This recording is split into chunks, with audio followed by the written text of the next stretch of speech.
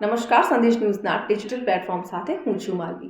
હવે તમે વિચારો કે કોઈ બેંકમાં તમારી પાસે પૂરતું બેલેન્સ છે અને છતાં પણ તમે તેનો ઉપયોગ નથી કરી શકતા, કોઈ જ ટ્રાન્ઝેક્શન એ ખાતામાંથી નથી કરી શકતા, નથી તો પૈસા ઉપાડી શકતા કે નથી તો ટ્રાન્સફર કરી શકતા। જો તમારી લોન ચાલી રહી છે તો લોનની ઈએમઆઈ પણ ભરપાઈ નથી કરી શકતા, તો શું પરિસ્થિતિ ઊભી થાય?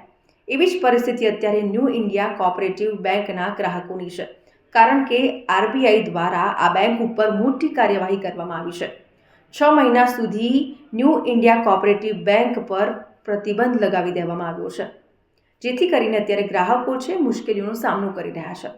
પરિસ્થિતિ એવી ઊભી થઈ છે કે દર મહિને જે સેલરી ટ્રાન્સફર થતી હોય છે એ સેલરી પણ એ બેંક ખાતામાં જમા થયેલી છે। લોકો હેરાન થઈ રહ્યા છે, કારણ કે દર મહિને એ જ એકાઉન્ટમાં સેલરી પડે છે, પરંતુ આરબીઆઈ દ્વારા એને પ્રતિબંધ લગાવી દેવામાં આવ્યો છે। જો કે એનું કારણ પણ છે કે એ જે બેંક છે ઘાટામાં જઈ રહી હતી ને વધુ નુકસાન ન થાય એટલા માટે રિઝર્વ બેંક ઓફ ઇન્ડિયા દ્વારા આ પગલું ભરવામાં આવ્યું છે।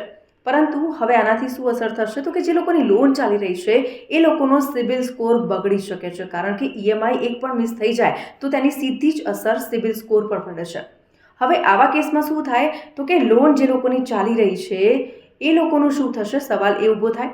તો જે લોકોની લોન ચાલી રહી છે એ જે લોનનું જે એકાઉન્ટ છે એ આખું અન્ય બેંકને આપવામાં આવી શકે છે, જેથી કરીને એ જે નવા ધિરાણકર્તા જે નવી બેંક છે એનું જે નિયંત્રણ છે આખું લઈ લે છે અને ત્યારબાદ એ જ તેનું મેનેજમેન્ટ કરે છે।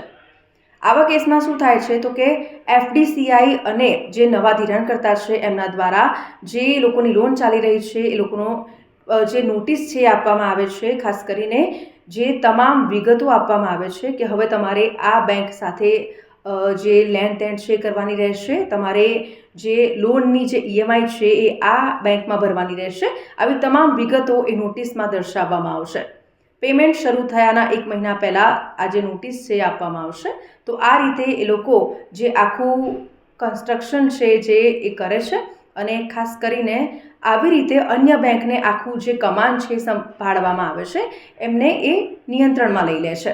એટલે કે અગાઉના જે ધિરાણકર્તા હતા એવી જ રીતે આ લોકો પણ ગ્રાહકો સાથે ડીલ કરે છે। તો આવા જ ઇન્ફોર્મેટિવ વિડીયોઝ જોવા માટે સંદેશ ન્યૂઝના ડિજિટલ પ્લેટફોર્મ સાથે જોડાયેલા રહો।